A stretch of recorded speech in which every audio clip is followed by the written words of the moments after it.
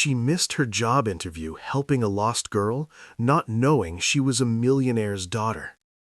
The rain had just stopped when Emily Carter stepped out of her tiny apartment on the edge of the city. At 28, she wore hope like a threadbare coat, frayed at the edges but worn with quiet dignity. Her resume, printed fresh that morning, was tucked safely inside her bag, next to the last of her savings, $17. It had to last her until she got that job. The job. The one at Sterling & Co., a prestigious firm known for launching careers into the stratosphere.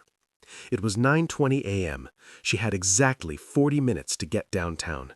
Her heels clicked against the wet pavement, each step echoing her heartbeat, fast, anxious, determined. She rehearsed answers in her head. My greatest strength? Perseverance. My weakness? Caring too much. She almost laughed. Caring too much hadn't paid her rent in 3 months. Then she saw her. A little girl, no older than 6, stood alone on the corner of 5th and Maple, clutching a stuffed rabbit with one ear chewed off. Her eyes were wide, brimming with silent tears. People rushed past her like she was invisible, but Emily stopped. "Hey there," Emily said gently, crouching down. "Are you okay?" The girl sniffled. "I can't find Daddy." Emily's stomach dropped. That interview started at 10 o'clock sharp, no exceptions, the email had warned. She glanced at her watch, 9:25. She could walk away, someone else would help, but as she looked into those trembling eyes, she knew she couldn't. Not today, not ever. "Okay," Emily said softly, brushing a strand of hair from the girl's face. "We'll find him together." For the next 40 minutes, Emily stayed with the child, Lily, as she finally whispered her name, calming her, calling local shops, even speaking to a police officer who took down details but couldn't act without more information.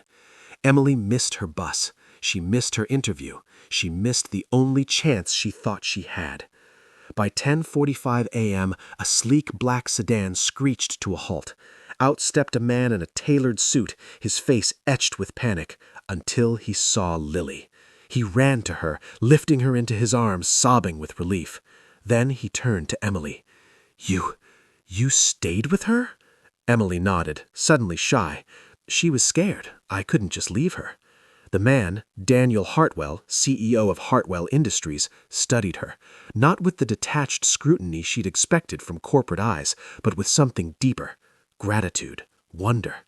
"Thank you," he said simply. "You have no idea what you've done for me today." Emily gave a small smile. Just did what anyone would do.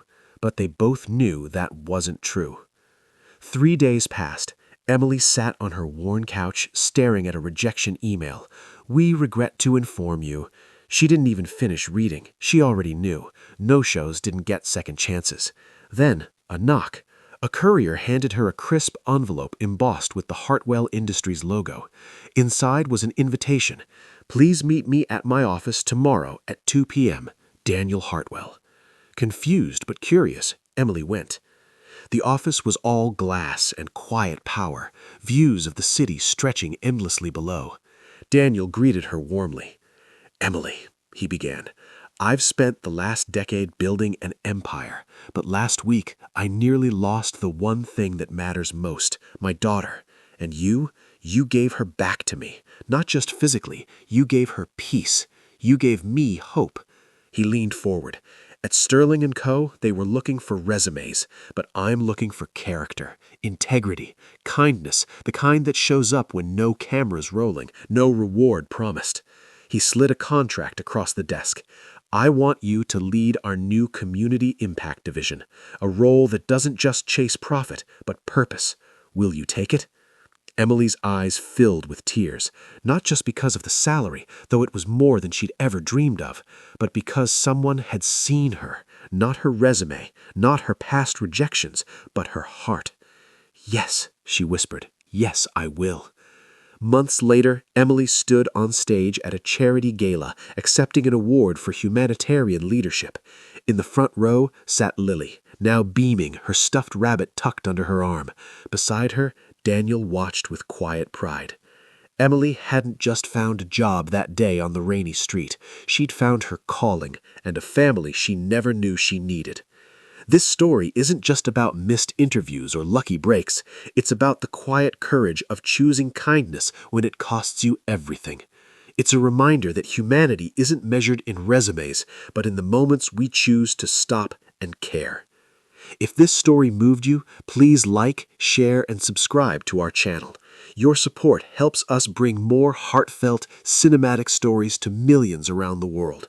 And don't forget to tell us, where are you watching from? Drop your city in the comments below, because kindness has no borders, and neither does hope. Thanks for watching.